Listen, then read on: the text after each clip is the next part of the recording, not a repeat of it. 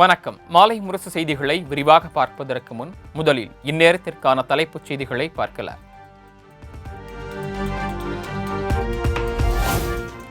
தஞ்சாவூர், திருவாரூர், மயிலாடுதுறை, ராமநாதபுரம் உள்ளிட்ட மாவட்டங்களில் இரண்டாவது நாளாக பெய்து வரும் கனமழை. சாலைகளில் மழைநீர் தேங்கி நிற்பதால் வாகன ஓட்டிகள் அவதி.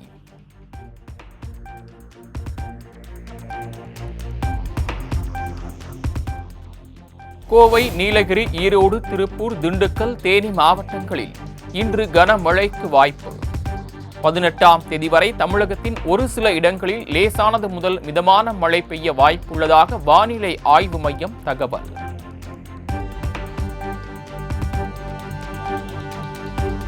திருவள்ளூரில் இன்று மாலை நடைபெறும் பொதுக்கூட்டத்தில் பங்கேற்கிறார் முதலமைச்சர் மு.க.ஸ்டாலின். பொதுக்கூட்ட அரங்கில் தேங்கி நிற்கும் தண்ணீரை அகற்ற 200க்கும் மேற்பட்ட லாரிகள் மூலம் மண் கொட்டி சீரமைப்பு.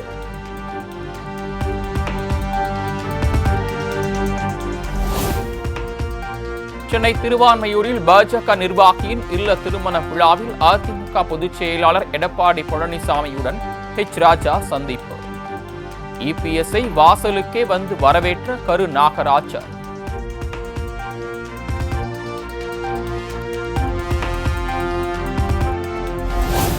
மும்மொழிக் கொள்கையை அறிவுள்ளவர்கள் ஏற்றுக்கொள்ள மாட்டார்கள் என அமைச்சர் பிடிஆர் பழனிவேல் தியாகராஜன் காட்டம்.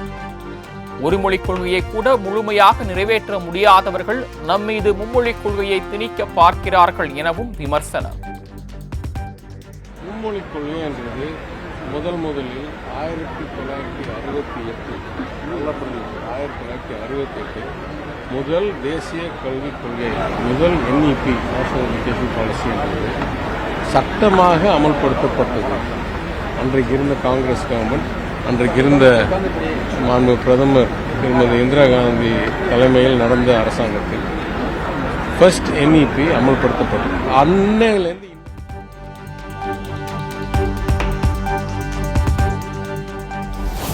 தமிழ்நாட்டில் 30 லட்சம் மாணவர்கள் 3 மொழியை படித்து வருகின்றனர்.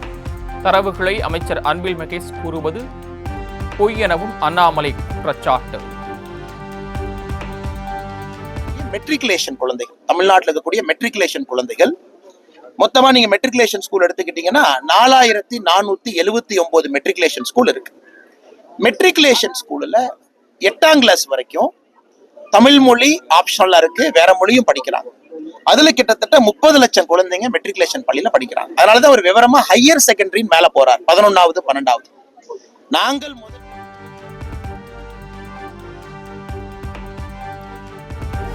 ஒய்எஸ்ஆர் காங்கிரஸ் கட்சியின் தலைவர் ஜெகன்மோகன் ரெட்டியுடன் அமைச்சர் ஏவா வேலு, திமுக MP வில்சன் சந்திப்பு. தொகுதி மறுசீரமைப்பு தொடர்பாக வரும் 22ஆம் தேதி தமிழக அரசு நடத்த உள்ள கூட்டத்திற்கு நேரில் அழைப்பு.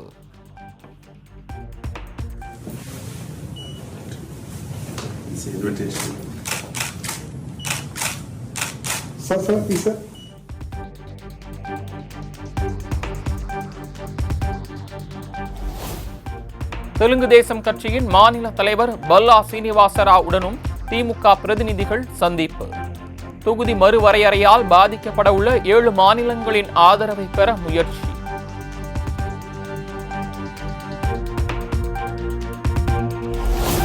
கர்நாடக மாநில முதலமைச்சர் சித்தராமையா, துணை முதலமைச்சர் TK சிவக்குமாருடனும் திமுக குழுவினர் தமிழகத்தில் வரும் 18ஆம் தேதி அனைத்து கட்சி கூட்டம். அங்கீகரிக்கப்பட்ட தேசிய மற்றும் மாநில கட்சிகளுக்கு தலைமை தேர்தல் அதிகாரி அர்ச்சனா பட்நாயக் அழைப்பு.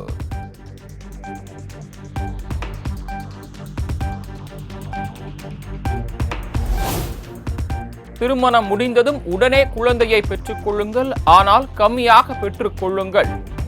தொகுதி மறுசீரமைப்பை மேற்கோள் காட்டி மணமக்களுக்கு துணை முதலமைச்சர் உதயநிதி ஸ்டாலின் கோரிக்கை. குழந்தை பெற்றுக்கோங்க, நிறைய பெற்றுக்காதீங்க. இப்போ அதுலேயும் ஒன்றிய அரசு பார்த்துட்டு இருக்கு. அதாவது ஒன்றிய அரசு குடும்ப கட்டுப்பாடை வலியுறுத்தி ஜனத்தொகை அதிகமாக இருக்குது, அதனால் கட்டுப்படுத்தணும்னு சொல்லுது ஒன்றிய அரசு. அதை வெற்றிகரமாக செஞ்சு கொடுத்தது தமிழ்நாடு. அதற்காக இப்போ நம்ம தண்டிக்கப்படுறோம்.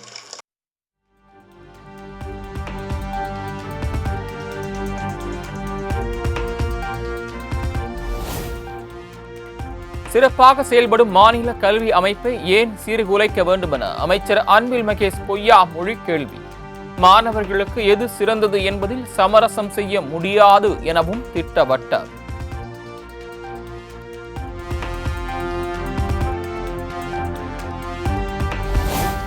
வேப்பூர் அருகே மாசி மகத்தை முன்னிட்டு மணிமுத்தாறில் திதி கொடுக்க சென்ற பக்தர்கள் வெள்ளத்தில் சிக்கி தவிப்பு. பாதுகாப்பு பணியில் இருந்த போலீசார் ஆற்றின் நடுவில் இருந்தவர்களை பத்திரமாக மீட்டு கரை சேர்த்தனர்.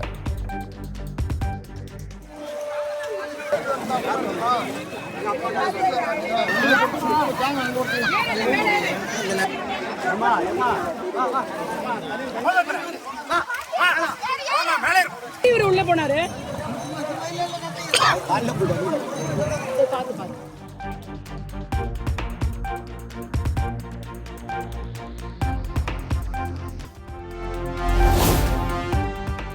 குடியாத்தம் காளியம்மன் கோயில் மற்றும் உத்தமபாளையம் ஞானாம்பிகை உடனுரை திருக்காளஹஸ்தீஸ்வரர் கோயிலில் நடைபெற்ற தேர் திருவிழா. ராசிபுரத்தில் நடந்த தேரோட்டத்தில் ஆயிரக்கணக்கான பக்தர்கள் தேரை வடம் பிடித்து இழுத்து சாமி தரிசனம்.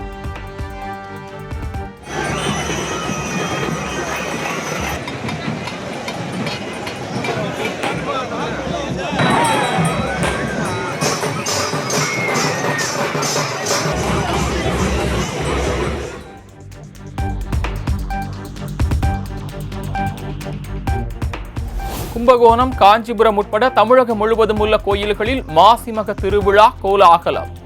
நீர்நிலைகளில் நடைபெற்ற தீர்த்தவாரியில் ஆயிரக்கணக்கானோர் புனித நீராடி வழிபாடு.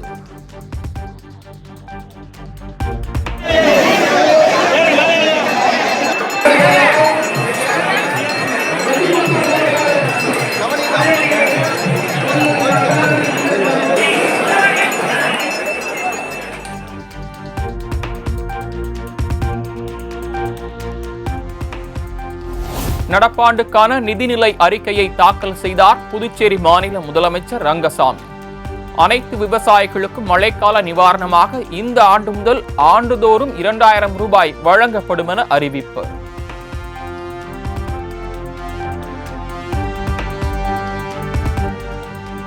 தமிழகத்தை போல புதுச்சேரியிலும் மாணவர்களுக்கு 1000 ரூபாய் வழங்கும் திட்டம் செயல்படுத்தப்படும் என முதலமைச்சர் ரங்கசாமி அறிவிப்பு. 6 முதல் 12 வரை அரசு பள்ளியில் பயின்று இளநிலை கல்வி படிக்கும் மாணவர்களுக்கு 3 ஆண்டுகளுக்கு ஊக்கத்தொகை வழங்க முடிவு.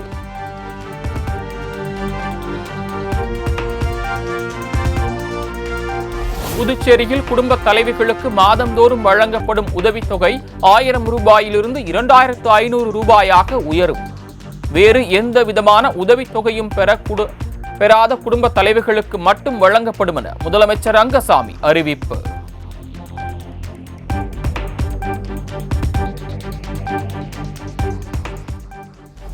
மீண்டும் பணி வழங்க கோரி புதுச்சேரி சட்டசபையை முற்றுகையிட முயன்ற ஊழியர்கள். போலீசாருக்கும் போராட்டக்காரர்களுக்கும் இடையே தள்ளுமுள்ளு.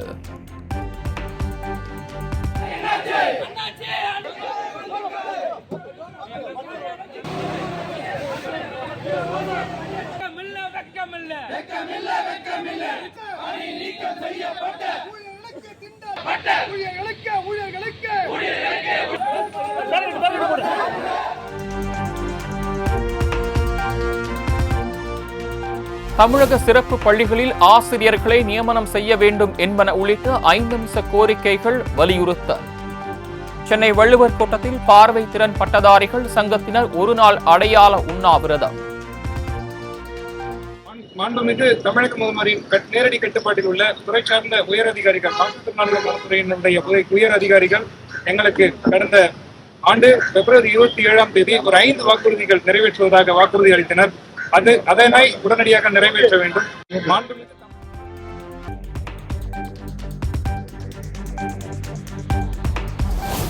தமிழகம் முழுவதும் உள்ள அனைத்து ஊராட்சிகளிலும் மார்ச் 22இல் கிராம சபை கூட்டம் நடத்த தமிழ்நாடு அரசு உத்தரவு. உலக தண்ணீர் தினத்தன்று நடக்கவுள்ள கூட்டத்தில் மழைநீரை சேகரித்தல், தண்ணீரை சிக்கனமாக பயன்படுத்துதல் தொடர்பாக விவாதிக்க அறிவுரை.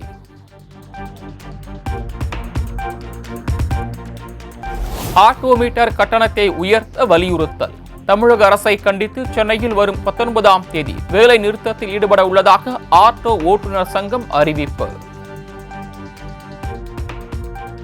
12 ஆண்டுகளாக உயர்த்தப்படாத மீட்டர் கட்டணத்தை உடனடியாக அரசு உயர்த்தப்படணும். உயர்நீதிமன்றம் 2022 சொன்ன பிறகும் இன்று வரை மீட்டர் கட்டணத்தை உயர்த்தாதது கண்டிக்கத்தக்கது. இது 5 லட்சம் குடும்பங்களுடைய வாழ்வாதார கோரிக்கை. அதுக்கு அடுத்தது அரசு செயலியை உருவாக்கணும். இந்த செயலி மூலிமா பன்னாட்டு நிறுவனங்கள் சுரண்டுது எங்களுடைய வருமானத்தை. அதை தடுக்கக்கூடிய வகையில் ஒரு நிலையான கட்டணமும் மக்களுக்கு குறைந்த கட்டணத்தில் ஆட்டோ கிடைப்பதற்கும் தொலைநோக்கு பார்வையில் தொழிலாளர்களுக்கு ஒரு நிரந்தர தீர்வு கிடைப்பதற்கும் ஆட்டோ செயலியை தொடங்கணும். 12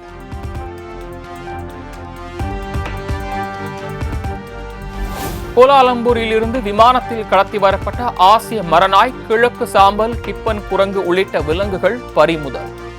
உரிய ஆவணங்களின்றி கடத்தி வரப்பட்ட விலங்குகளை மீண்டும் கோலாலம்பூருக்கே திருப்பி அனுப்பிய சென்னை விமான நிலைய அதிகாரிகள்.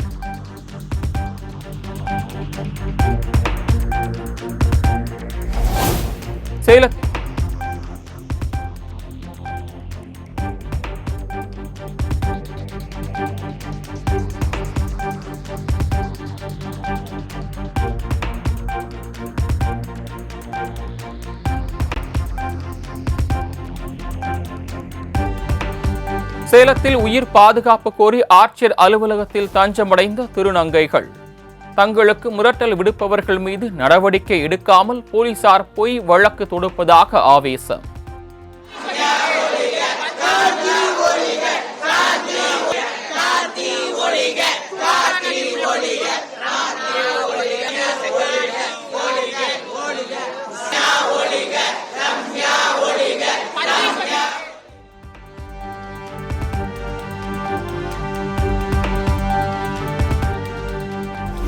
சுமார் 20,000 கோடி ரூபாய் செலவில் வீடுகளில் ஸ்மார்ட் மீட்டர் பொருத்தும் திட்டம். 3 கோடி ஸ்மார்ட் மீட்டர்களை கொள்முதல் செய்ய டெண்டர் கோரியது தமிழ்நாடு மின் பகிர்மான கழகம்.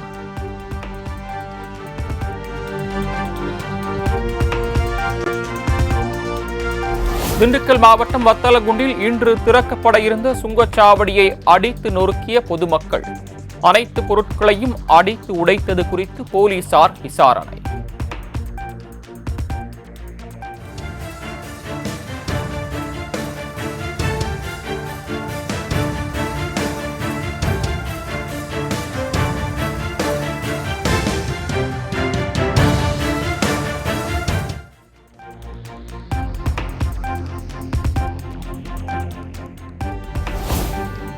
ஆன்லைன் விளையாட்டுகளுக்கு ஆதார் இணைப்பை கட்டாயமாக்கி நேர கட்டுப்பாடு விதித்து பிறப்பிக்கப்பட்ட விதிமுறைகளுக்கு எதிரான வழக்கு. மத்திய மாநில அரசுகள் பதிலளிக்க மார்ச் 21ஆம் தேதி வரை அவகாசம் வழங்கி உயர்நீதிமன்றம் உத்தரவு.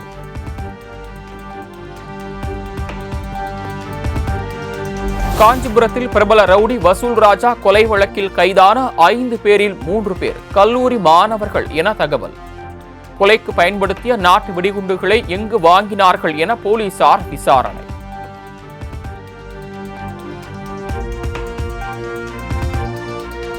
சென்னை கொரட்டூர் ரயில் நிலையத்தில் பச்சையப்பன் கல்லூரி மாணவர்கள் வன்முறையில் ஈடுபட்ட சம்பவம். மாணவர்கள் மீது ஒழுங்கு நடவடிக்கை எடுக்க வேண்டுமென கல்லூரிக்கு காவல்துறை கடிதம்.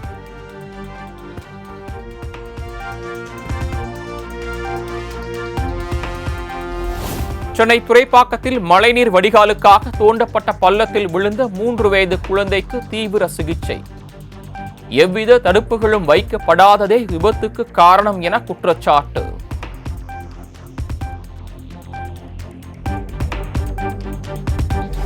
புதுக்கோட்டை மாவட்டம் குறிஞ்சிப்பட்டியில் கோலாகலமாக நடைபெற்ற மீன்பிடி திருவிழா. பல வகையான பெரிய மீன்கள் சிக்கியதால் மகிழ்ச்சியுடன் வீடு திரும்பிய மக்கள்.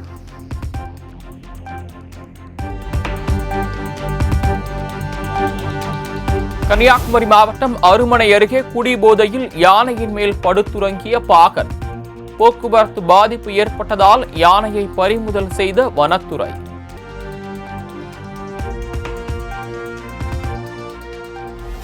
இந்தியா மொரீஷியஸ் இடையே 8 முக்கிய ஒப்பந்தங்கள் கையெழுத்து. இரு நாட்டு பிரதமர்கள் முன்னிலையில் கையெழுத்து.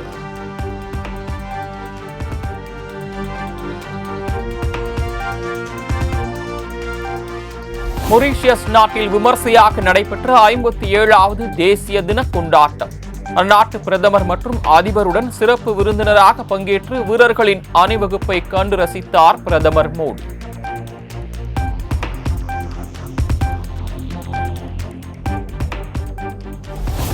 பிரதமர் நரேந்திர மோடிக்கு மொரீசியஸ் நாட்டின் மிக உயரிய விருதான சிவிலியன் விருது வழங்கி கௌரவிப்பு. மொரீசியஸ் நாட்டின் தேசிய தின கொண்டாட்டத்தின் போது அதிபர் தரம் கூகுள் வழங்கி கௌரவித்தார்.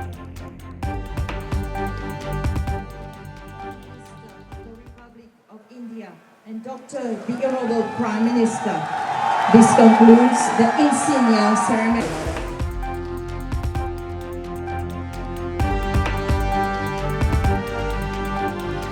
மொரீஷியஸ் நாட்டில் விமர்சையாக நடைபெற்ற தேசிய தின கொண்டாட்டம். கொட்டும் மழையையும் பொருட்படுத்தாமல் அணிவகுப்பு மற்றும் கலை நிகழ்ச்சிகளில் பங்கேற்ற கலைஞர்கள்.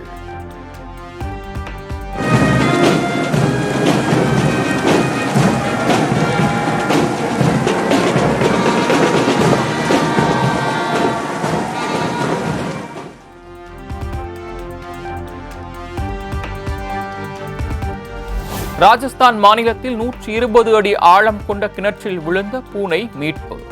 5 நாட்களாக சிக்கி தவித்த பூனையை உயிரை பணயம் வைத்து காப்பாற்றிய இளைஞருக்கு குவிகிறது பாராட்டு.